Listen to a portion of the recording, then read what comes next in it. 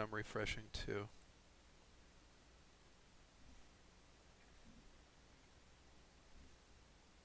This, yeah, it did take about this long. There it goes in. Three, two, one. You're live, and I'm Oh, refreshing all too. right. Well, hi everybody. I'm Josh Stemp. I'm a security engineer with the Idaho Transportation Department. This, yeah, it did I'm take about this also long. floating around There today it as goes. one of Three, the two, staff one. members. You're live. So thanks Eric and Sinming for getting us going and getting us running. So today I plan on presenting on getting started in digital forensics and incident response, or DFIR. And this is a topic that's kind of near and dear to me, that I've kind of worked my way into with a little bit of luck. But we'll talk about how someone might be able to get into this same type of career field and the same path. Um, if you're interested and want to kind of steer into that, and you decide that that's kind of your slice of cyber that you want to do. So talking about my background, like I said, I'm currently with ITD.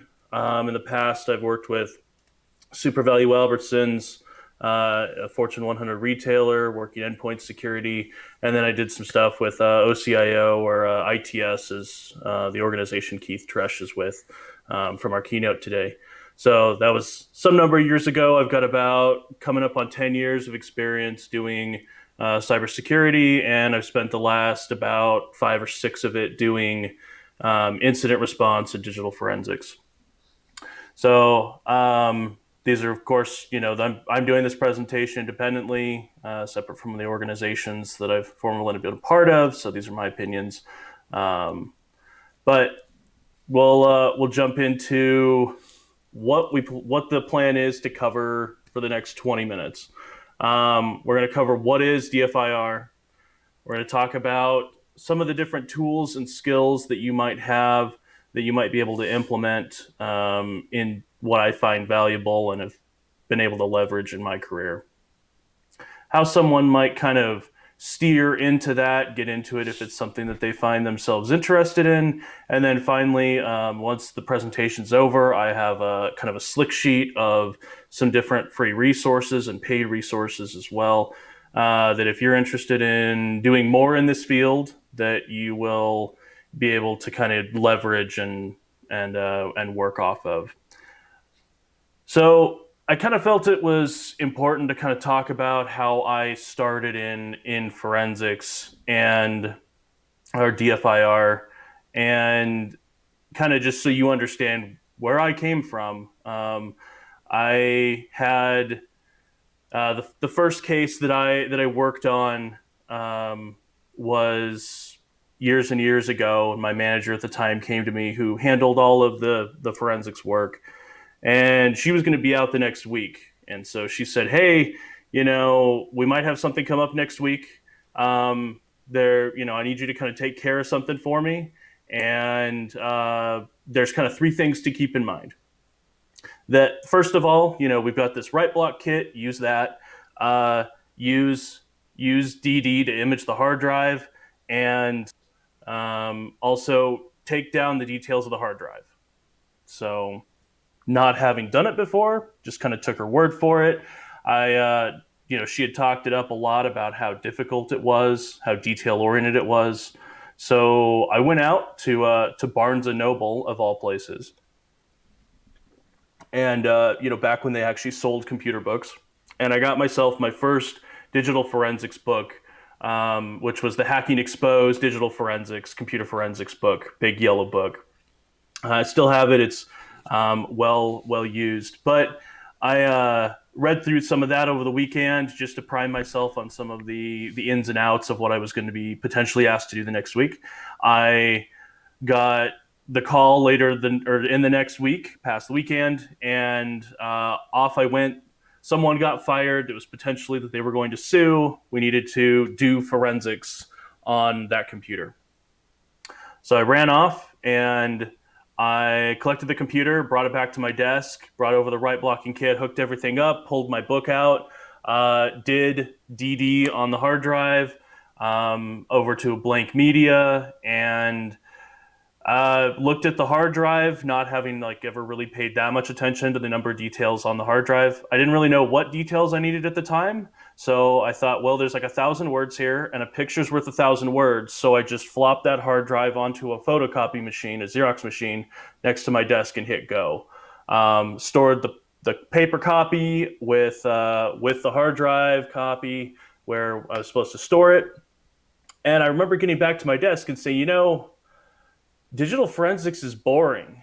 Um, I can't do this. Like there's no way that I could do this as a daily job. Thank goodness I'm doing cybersecurity instead.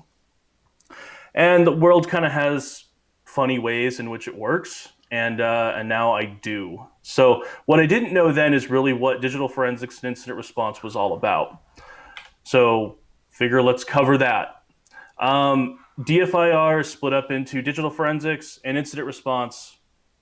Incident response, really, we're focusing on actually dealing with an active threat. This is a very high presentation. There's a lot of nuances, but I just wanted to kind of break this down. So we're focusing on an active threat to the organization and stopping that, containing it, boxing it in, and eliminating it. And then on the digital forensics side, we're more going in and trying to we're processing the digital evidence to actually find the answers that we're seeking in our investigation. The incident response I kind of find akin to like a paramedic who arrives on like a crime scene. They will often just stabilize the patient and will provide certain medical interventions just to get things going in the right direction for them. Whereas a detective will come in and kind of do, something like digital forensics, where they're going to look into what this specific issue is. They're going to find out who was at fault, what weapon was used, what tool was used, was it forced or not forced, so on and so forth. So that's kind of an easy way I tend to differentiate the two. Forensics also tends to be its forensis was its root. It's a Latin root back from Roman era when we would have kind of public court, and so it's a in a forum in front of forum. So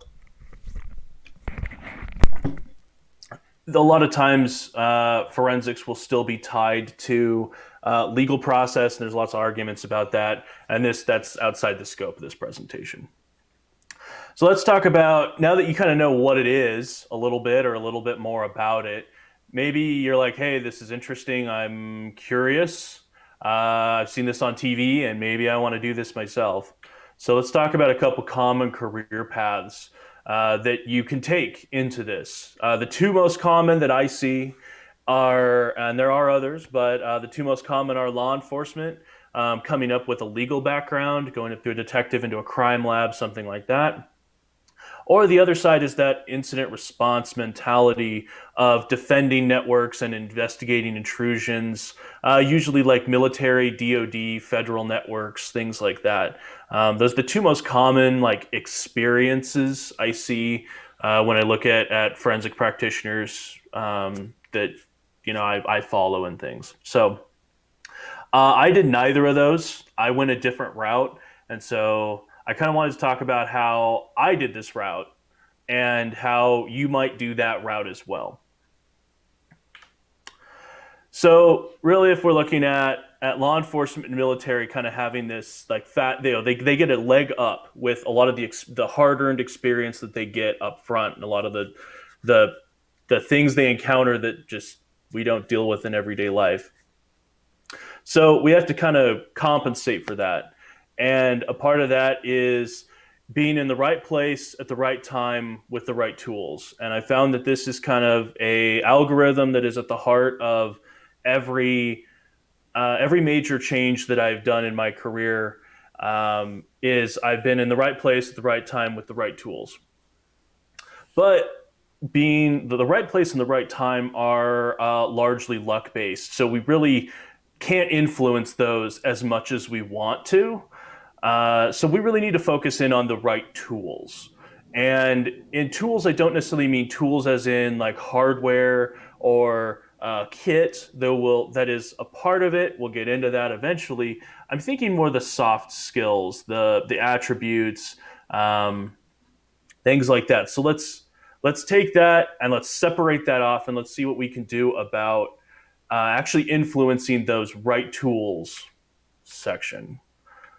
So really, I've broken it into four pieces here. We have education, experience, attributes, and equipment.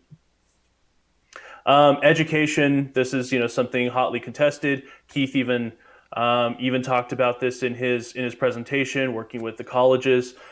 Degrees. While I don't have a degree, and degrees aren't what I would consider absolutely necessary, there are a lot of doors that are opened by having a degree as opposed to not having one. Instead, I kind of go down the path of certifications. I'm fortunate to have been able to take several, a majority of the SANS forensics and incident response portfolio of classes, and I have a number of certifications from them.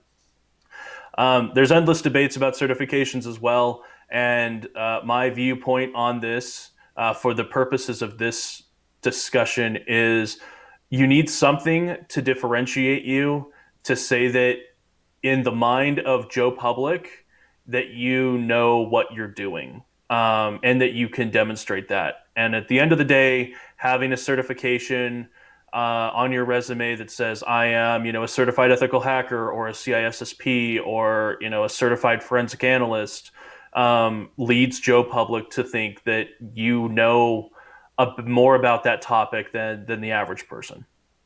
So that's really kind of what matters there. When we get to experience, this is everything that's not education. This is your IT background. This is you're likely a cyber professional who has worked their way up through the ranks or is in a cyber position, that you came from somewhere. Maybe you came from the help desk. Maybe you came from network or server background. I came from a sysadmin background myself. That shapes kind of the tools that you have in your toolbox in regards to experience. Also, some things might be like investigative experience. In a lot of ways, you kind of have the scientific method that you rely on as a technician for a lot of things, but the actual investigative process to go through and kind of suss out an investigation in a nice, unbiased way without jumping to conclusions is not necessarily something that everybody has. So that's something that might also get you a leg up, or something you might look to invest in.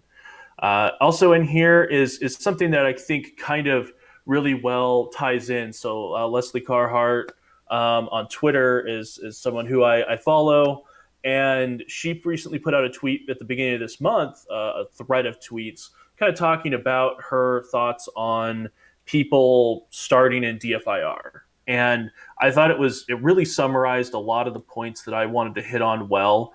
I encourage you to go check out her Twitter, her profile, and those tweets back from October 8th. I didn't want to include them here, but they talk about a lot of these kinds of things, a lot of the diverse background that is needed for these types of activities. Finally, you get into attributes, and attributes are you as a person, but also your happenstance. So when we're hiring at my current position, at my current place of employment, one of the things that we look for is drive and motivation. That's not something that is easy to grow or build in a person if they don't choose to do it themselves. So we look for somebody who wants to do the home labs, who wants to do those CTFs, who wants to go self-study, who wants to, grow and grow and grow.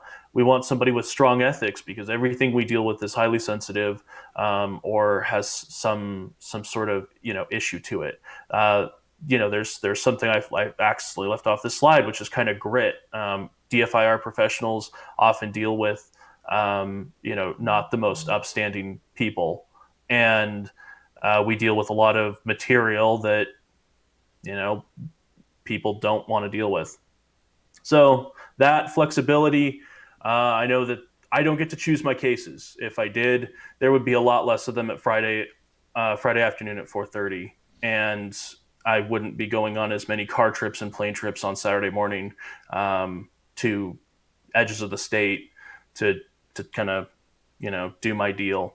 Um, that if I did that and I had, say, kids and things like that, or a rigid home life or a very strict schedule, that would be very difficult for me to do.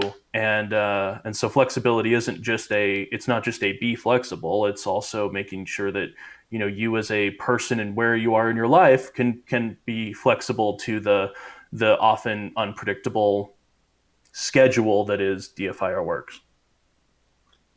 And then finally, we get to that tools, the traditional tools, the hardware, the software. So let's jump into a couple of those. This here is a list of all open source and free software and tools and resources. This is not the Slick Sheet. Slick Sheet's separate. But I use every single case I work on will involve at least one of these tools. So I encourage that if you are interested in getting into this and you're like, how do I get started? Where do I go? How do I get to the next level?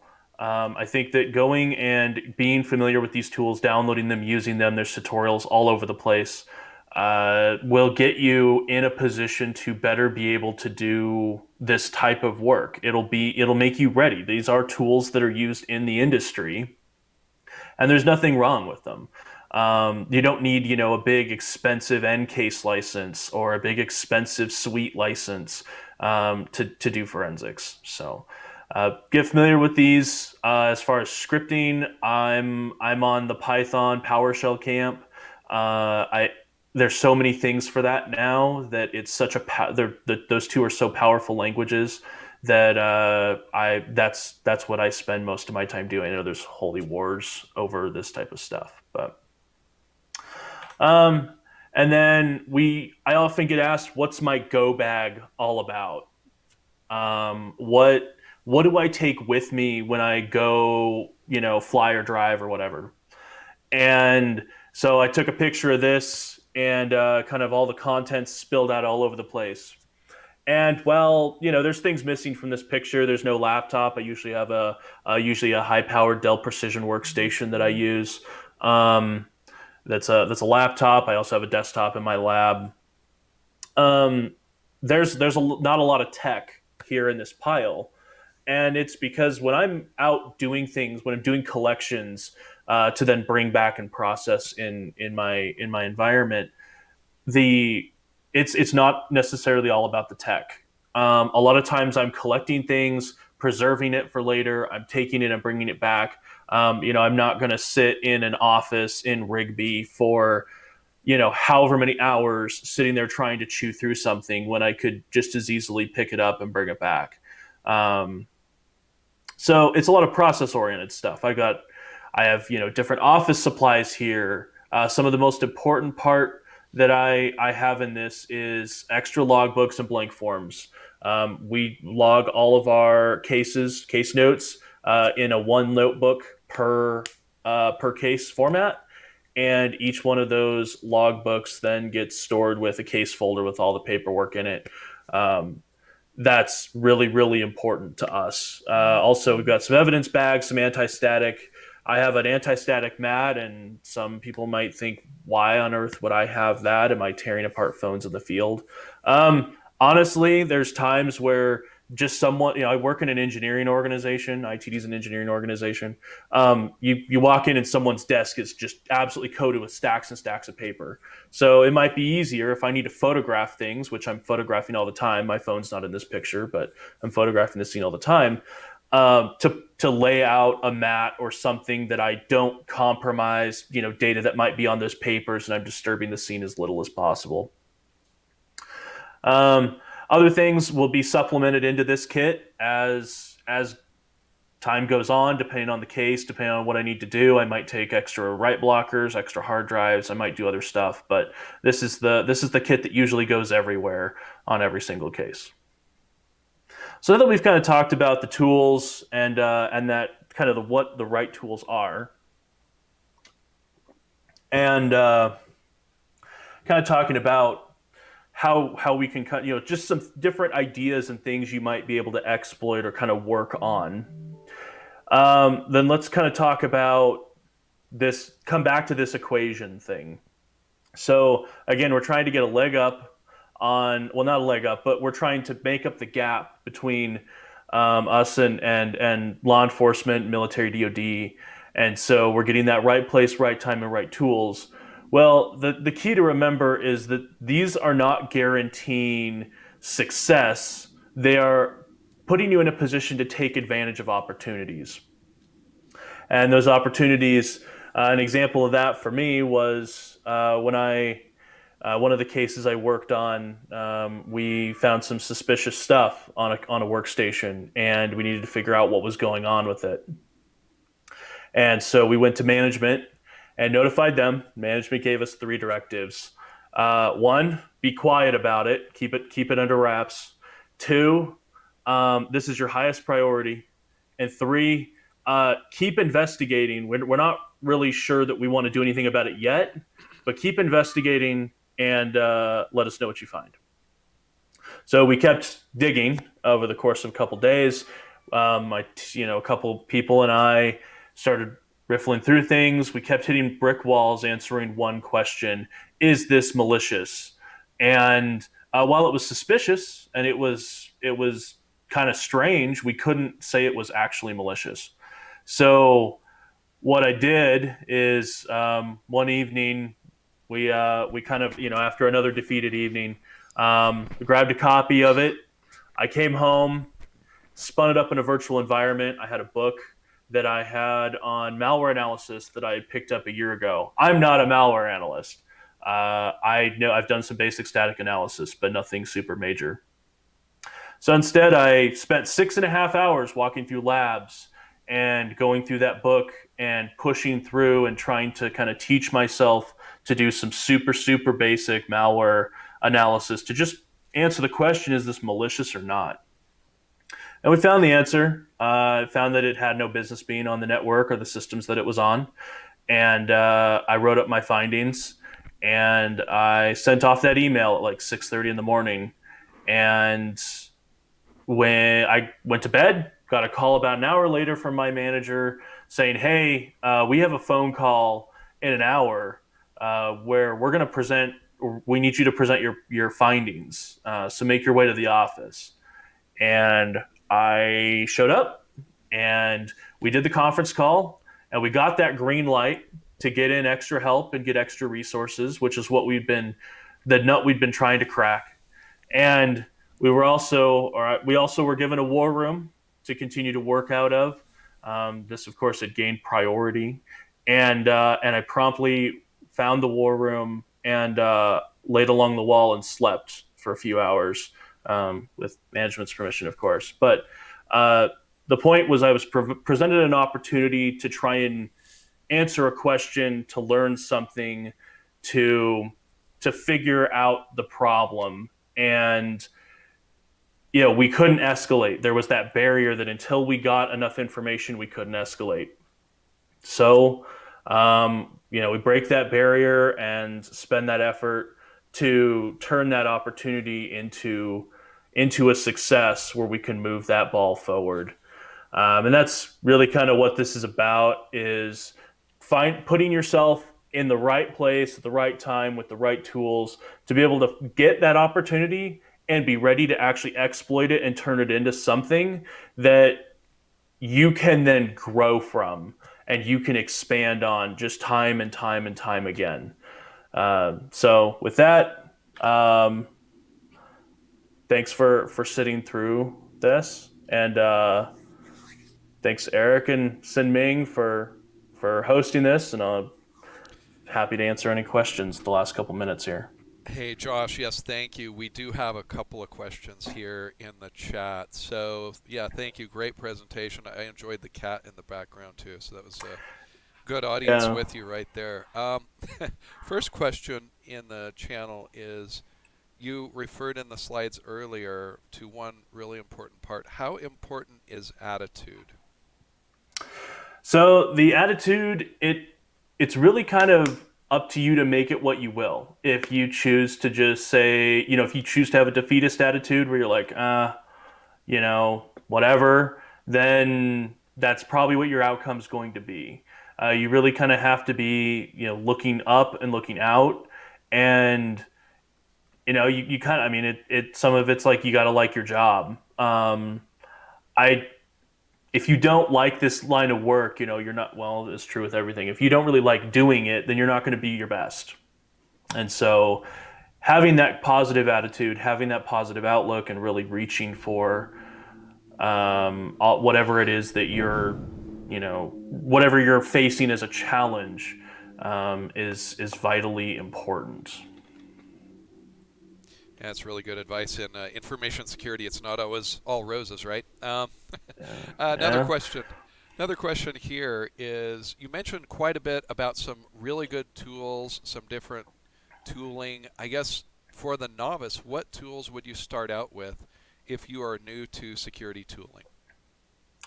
So DFIR specifically, I mean, I'm primarily focused on the forensics side. I mean, of course, I do IR as well. I'm proficient in it, but most of my time is spent in the investigation phase. So for a lot of that, like I do a lot of content review, and so throwing something into Autopsy, which is a Windows-based application, and doing content review is kind of a good way to sort of get your feet wet and realize just how much data, how much volume there is to data. That's kind of how I sort of got started, I guess. When we had stuff going on and management was like, "We need this to happen," and I was like, "Well, I got this tool. I guess we can give it a whirl." That was, before I really had any formal training. That's kind of how we went about it. So it is sort of a push button more so than a lot of people would approve of. And I think when you start out, that's kind of okay, right? Until you can get some training and get some experience or find a mentor who can really guide you into the depths of forensics to where you're not looking for a push button solution. You're really looking at understanding all of the artifacts and what they truly mean at kind of the most raw levels. All right, So, excellent. Yeah, very good. Very good with the tooling. I think we got time for one last question, and this is a really good question. And it is, do you find yourself experiencing any burnout in this field of cybersecurity? absolutely. Yeah, I deal with burnout a lot. Unfortunately, I wanted to watch the presentation just before mine here in track two, because it sounded like a fantastic presentation. But prepping for this as well as kind of doing some of the back end work here, I couldn't pay as much attention as I wanted to. Yeah, burnout's a very real deal, especially in this arena. There's kind of a I don't want to call it a joke, but there's kind of this stigma that you once you get into like hardcore doing forensics, like you're going to do it for like 2 or 3 years, and either you'll make it or you won't. And it's not that you'll fail. It's just you'll probably just decide it's not for you. It can be very procedural. It can be very boring at times. When I had first experienced it was just collection, and I did no analysis. I just sat there and stared at a hard drive copying for 4 hours, and was like, wow. Now it's different. There's a lot more to it, and the hours can also wear on you. The content can wear on you. You know, you just kind of you have all the pressures that you do as cybersecurity, but you don't get any control about deciding what you want to work on for the day as much. It's your schedule is dictated by the actions of others largely. Yeah, I guess that's a good point. So, just one related part to that question. Do you find that you then maybe volunteer for some other projects, kind of for some a little different thing to do? Yeah, it's kind of important to break it up a little bit. I still do, even in my team where I'm specialized, I still step out and do some security consulting in general for projects, or work on some compliance things every now and again, just to kind of keep my skills up in other areas. It's important to be well rounded when you even though you specialize, it's important to be well rounded. So I think that's it's important. So, like B-sides, I'm involved in B-sides. I'm involved in some other groups. Infragard, I'm president for Infragard for this year, and it's important that you find other things to help disperse and help deal with some of that burnout. Absolutely. All right, very good. Well, thank you again, Josh. Excellent presentation. Thank you. Thank you, Eric.